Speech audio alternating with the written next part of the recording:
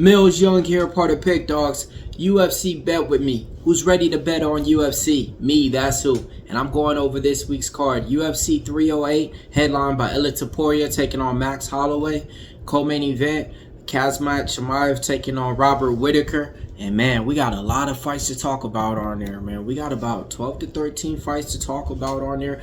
Like always, I'm going to give you guys my picks, my predictions, so stay tuned. At the end, I'm going to give you guys a parlay. But how'd you guys do last week? Man, we smacked it over here. 9-2 on our predictions out here. We went 3-0 on our premiums out here as well.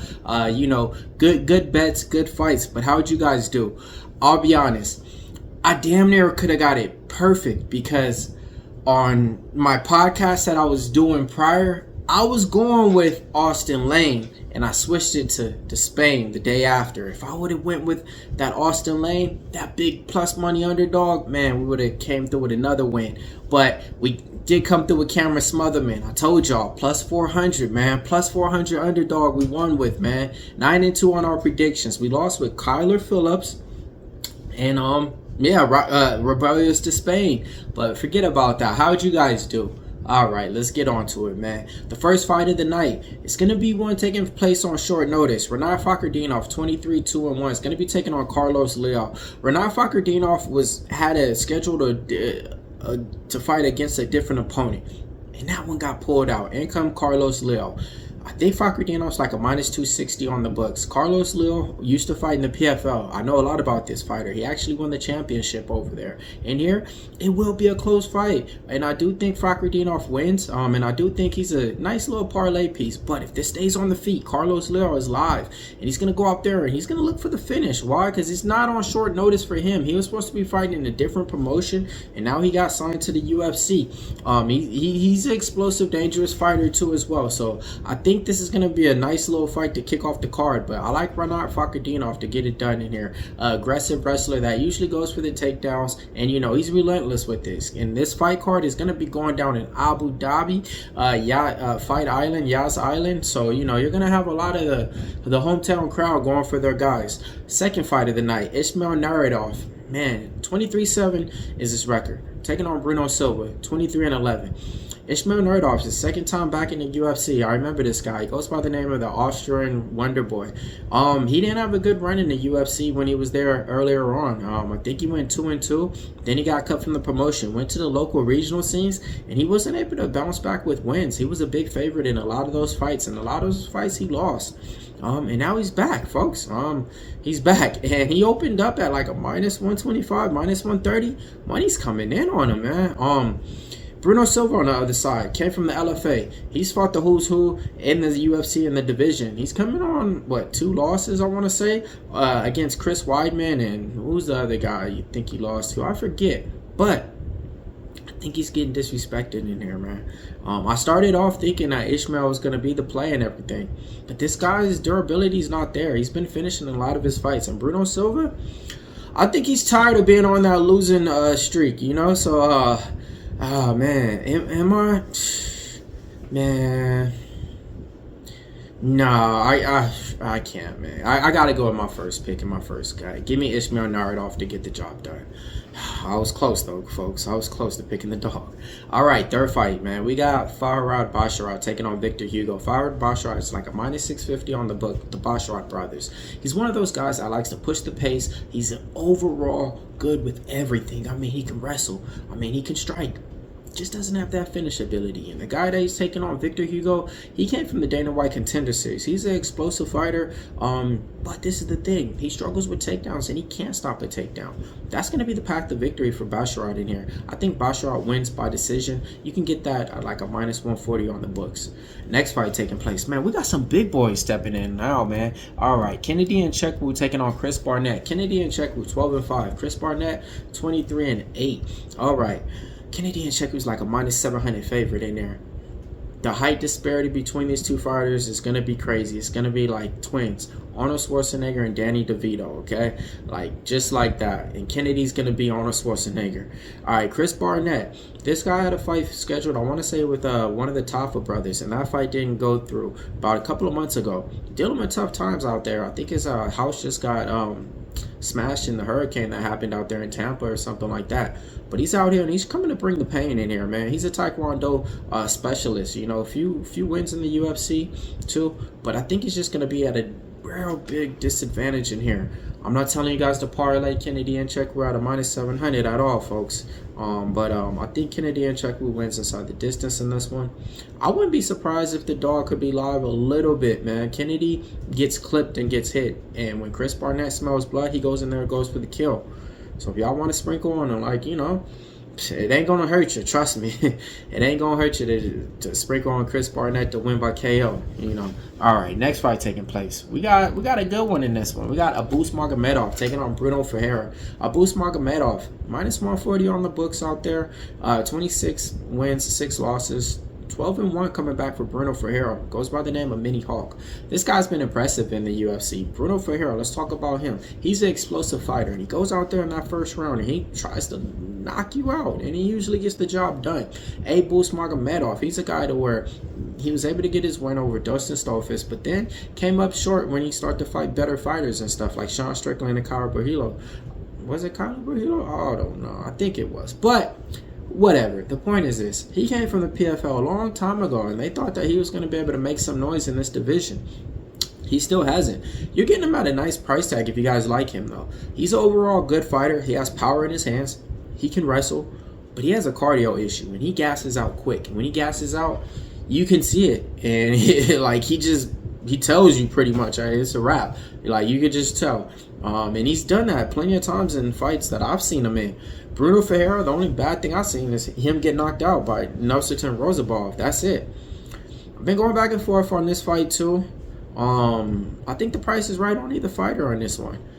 Bruno Ferreira has shown that he can knock out anybody if he gets close, but I think Abus Magomedov has a great lunging leg kick that attacks the body, and he can keep that distance out there. So I'm going to go with Abus Magomedov to get it done at that -140 price tag. Next fight taking place. But before we do that, smash the like button for us. We're on time out there. If you guys are watching this live, leave a comment for me if you guys are watching this live. John Jones is fighting in November. Can't wait, man. Let's get ready. All right, my take Orolbai. 13-1, going to be taking on Matthias Rebecki. 9-2. It's going to be a good fight in this one, man. Matthias Orolbai. He's a -300 favorite in there. Coming off of a couple of fights already in the UFC. He made his debut against Urso Medic. I had a play on him then at a -170. He crushed it. Came back with a second win. Got the job done. In this one, now the odds makers are giving him the respect that he deserves, but the respect is a little bit too high. I like the price tag, though, as a parlay piece. Matthias Rebecki, the reason why, this guy's a first-round fighter. He's going out there trying to finish you. And same thing, in his fight, if he doesn't finish you, you can finish him. He came up on the wrong end as a big favorite against Ferreira, I want to say. And I remember that. He just gassed out, and it looked bad. And these fighters, man, sometimes when they gas out, they don't got another movement. They don't got nothing to go to, and it looks real bad on them. And he was one of them. So in this one, I think Orolbai should be able to get the job done in this one as well.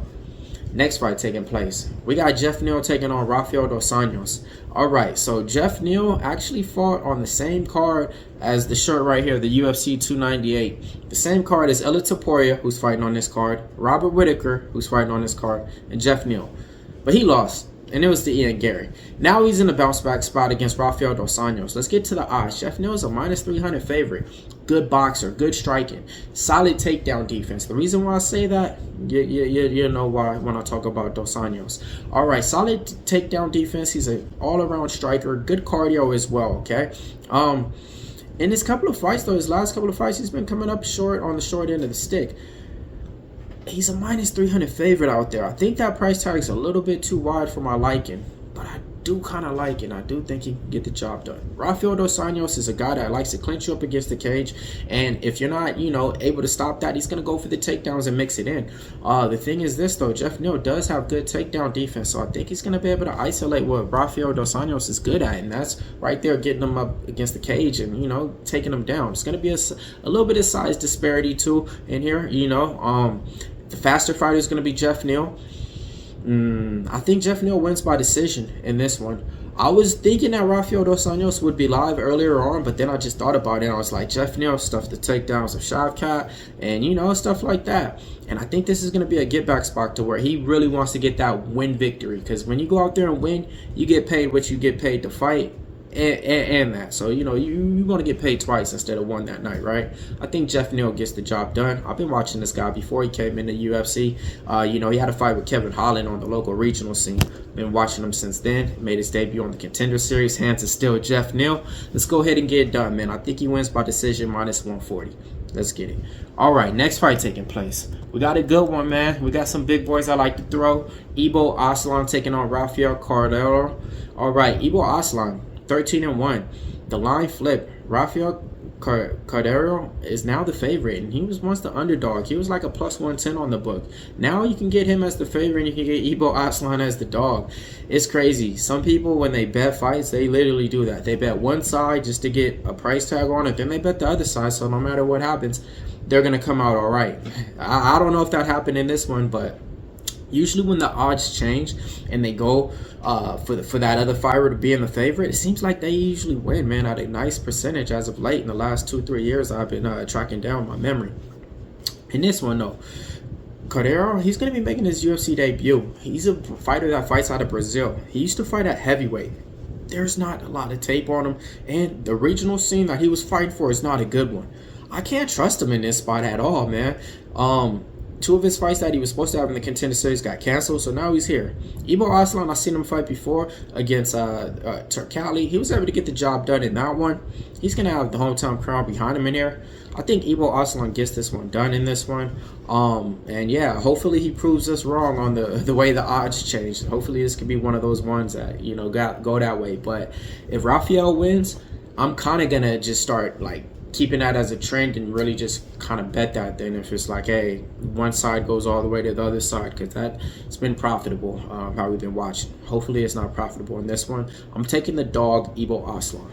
All right, next fight taking place. My guy, Shara Magomedov, aka Shara Bullet, taking on Armin Petrosyan. All right, Shara Magomedov opened up a minus 175. Now he's coming down to a minus 155. Talented fighter, one-eyed fighter, that is, man. He's the most unique fighter. Yes, he fights with one eye. Muay Thai striker, talented kickboxer, fast, averages about 6 strikes per minute. You know, and his leg kicks, I love him. He likes to double up. He likes to feint. He likes to think you're going low and hit you up high with the next leg kick, man. He's something special to watch. Martial arts is going to be on display when you're watching Shara Bullet. A lot of people like to give him some type of like wrong energy, saying, oh man, you're too much hype on you, we thought you were gonna do this, you know, you're not really showing up how you were supposed to. He's 3-0 in the UFC and he's fighting with one eye and he's getting wins, folks. What more do you want from him? Armin Petrosyan on the other side, talented kickboxer. His last couple of fights out, he wasn't able to get the wins, but he's a good fighter. This is going to be a striker delight right here. Striker versus striker. The thing is this, I think Shara Magomedov is going to be able to keep on the skates and, you know, touch him up when he needs to. It's going to be a close fight. I can see Armin Petrosyan maybe even winning one of these rounds as well, but I like Shara Magomedov a lot in this one. Yeah, really a lot. Now, money's coming down, too, so I thought I was going to get him at that minus 170. Now it's coming down. I like that price tag. Let's go, man. Next fight taking place. All right, we got the main card. We got Dan 50K Ige taking on LaRon Murphy. LaRon Murphy opened up a minus 180, minus 175. He's all the way up to like a minus 220 out there on the books, minus 230. Undefeated so far. You know, one of the more talented fighters that we say from the UK. Dan Ige, he shows up whenever he needs to, okay? You call his name, you need a fight, he's going to show up. And that's what he did last time out against Diego Lopes. He just showed up on literally like 2-3 hours of notice and it's fought, you know? But he wasn't able to get the job done. In this one, I think LaRon Murphy's going to have a path to victory. I like LaRon Murphy to win by decision. He can make this a lot easier fight if he just goes for the takedowns. But he's not going to do that because he's a fighter's fighter. He wants to go out there and give everybody what they want to see. And he's been fighting out here in Abu Dhabi more than usual. He made his UFC debut and then fought to a draw. He's fought out here 3 times already. He's going to be acclimated to the weather and everything like that. I think the crowd's even going to know him by now. So yeah, man, I like LaRon Murphy to win. But this is the thing. If it goes to decision, Dan Ike's been doing the UFC favors to where I can see the judges in the UFC just saying, hey, that's Dan Ige. That's the guy that showed up last time on 2 hours notice. Oh, and the fight went to decision. Just give it to Dan Ige. Let him get that extra $75,000 bonus for the win.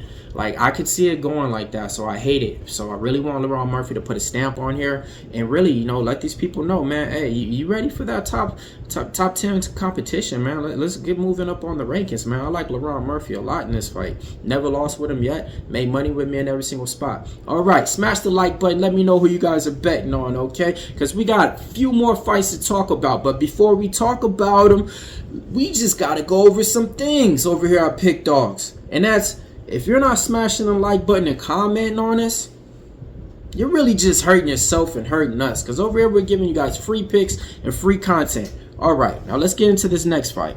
All right, so the next fight, man, we got a good one. Magomedov Ankalaev, 19-1-1, taking on Alexander the Rocket Rakic. All right, you got Ankalaev opening up the big favorite, minus 360 on the books out there. Come back on Alexander Rakic. You got some nice little plus money price tag. So on this one, let's talk about it. Ankalaev should have been fighting for the title. Why? Because he was fighting at the main event at UFC 282 where I went against Jan Blachowicz, and we all thought he won the fight. And they said it was a draw. It was crazy, man. You know, you had some good fights on that card as well. Now that I think about it, we had my boy Topuria on that card. We had Dricus du Plessis on that card as well. And we have Magomedov Ankalaev as well. All right, so Magomedov Ankalaev, he's a guy that kind of is overall good at everything. Good at striking, good at wrestling, and good with takedowns. Good at cardio, good with striking defense, and technically sound. But he doesn't have that finish ability. And he doesn't have volume. And he doesn't have the UFC really backing him, man. He doesn't get favorable matchups to where they're going to really push him towards fighting for a title. They just let him fight against fighters for no reason, it kind of seems like. But in this one, Alexander Rakic, he's coming off of a loss against Yuri Prochazka in a fight to where he looked good in that first round. And they just got finished after that. And before that, he had a leg injury against Jan Blachowicz. He's only has 2 losses in the UFC. I'm a big fan of Alexander Rakic, man. And I'm going to just be honest with you guys. I think he can win this fight. I think that he can outstrike Ankalaev. I think that if he's able to keep this on the feet and it goes to the judges' scorecards, you might have a judge or two that say Rakic won. You know, he's an explosive kickboxer out there. Wins over some notable opponents in the UFC. But his losses came in those moments to where if he would have won that fight, or that fight right there, he'd be 1 or 2 one fight away from fighting for that title. In this one, I think it's the same opportunity, man. Even though he's coming off of a loss, if he can get past Ankalaev, his name's going to be right back there mentioned again to where it's like, hey, fight one other fighter and then let's see Rakic fight for the title. And I just got to stick with something that's been, you know, working with me, and that's 3 G's in life. Sticking to my guys, my gut, and my guns. And in this one, man, Rakic was one of my guys, and I think I could get back to the well with them at a big plus money price tag. If you guys got him on DraftKings, play him to win plus, you know, 3.5 points. But I think the dog could get this one, man. And yeah, man, I really think Alexander Rakic is one of the better fighters in the division. His fight IQ, I give him a B. His striking, I give him a B. His cardio, I give him a C. His fight resume, I give him a C plus. You know, so let's go ahead and get it done. Alexander Rakic is the pick in this one. Next fight taking place, co-main event. We got a good one. I mean, a great one. Robert Whittaker taking on Khamzat Chimaev.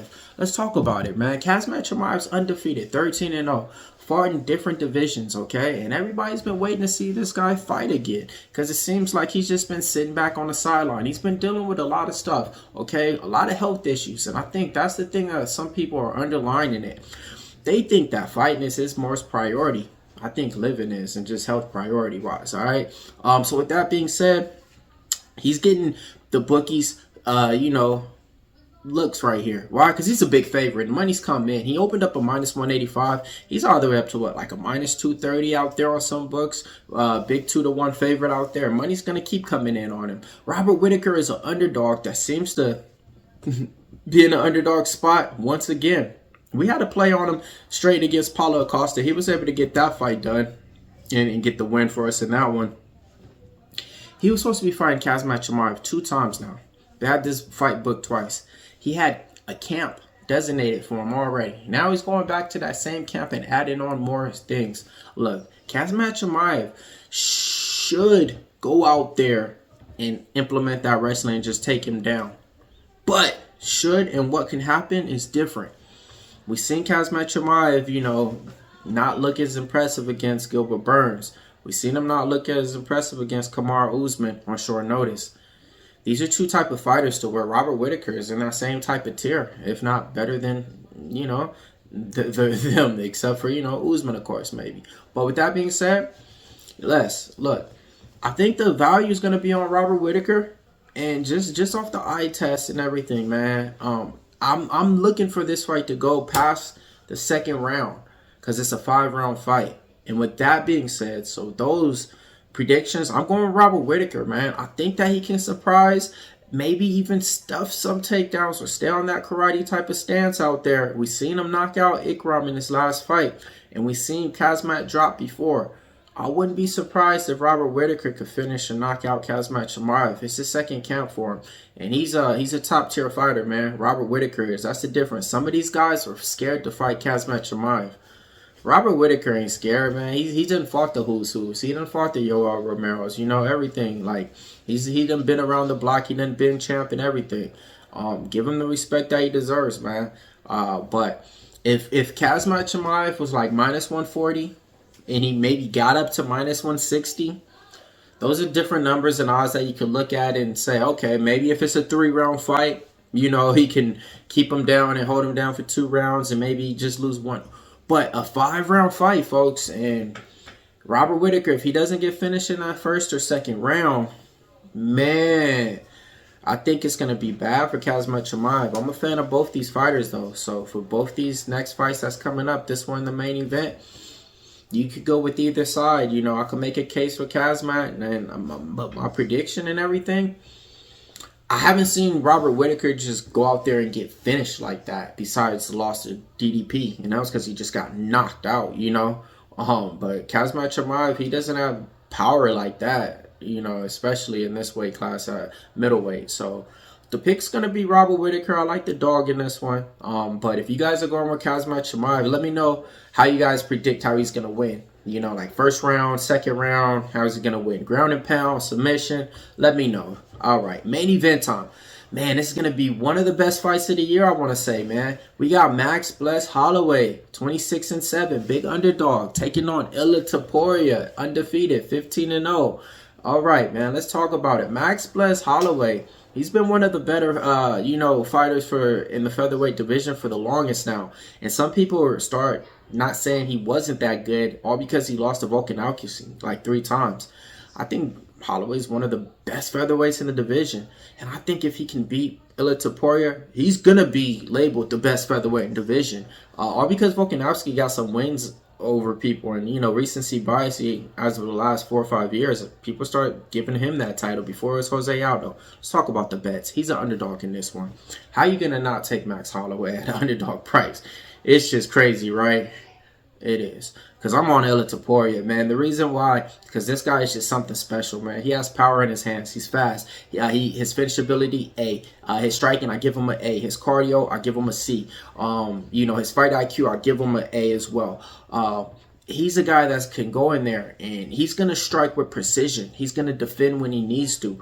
He's going to bait you into a fight, and then he's going to mix in and strike you at the right angle at the right time and usually put out your lights. This guy done fought already in Abu Dhabi against John Herbert. He likes fighting out there. That's where he's going to be fighting at. He opened up a -175, 185. Money's come in. He's all the way up to a -220. I hopped on him at that -175, -185. I thought the money was going to come in on Max, and I was going to get a better price, so I didn't really go big, so but yeah, I already got a bet on him. I like him in this spot. He's one of the guys that I think is as advertised. Seen him fight live against Bryce Mitchell, had a play on him in there, finished him in there inside the distance by submission. We even cashed on that as well. I was crazy. I was screaming out crazy in the crowd. I'm a fan of both these guys, folks, but I just think Topuria is a top tier level fighter on a different level right now than Max Holloway. Max Holloway is good and great, but Max Holloway's not evolving. He's not adding things to his game a little bit. You know, it's the same Max Holloway, but don't get me wrong, now Max Holloway to beat pretty much any fighter on any given day, right? So I like this fight, man. Let me know who you guys betting on, who you guys like in the comments. But yeah, man, I like Topuria and still, you know, I like him to be a still champion. All right, let's go with the parlay to get you guys paid. All right, let's give you guys a little two-leg, you know, nice little solid two-leg. All right, let's go with LaRon Murphy. Okay, that's going to be leg number 1. I like him in that spot. I think he gets it done. And then give me, we'll kick it off with LaRon Murphy, and we'll go with Jeff Neal. All right, cool. Yeah, there it is. Give me LaRon Murphy and Jeff Neal, 2-team parlay. Meet me out the window. MMA Locker Room here, part of Pick Dawgz. So let me know in the comments below who you guys are betting on and who you guys like. UFC bet with me.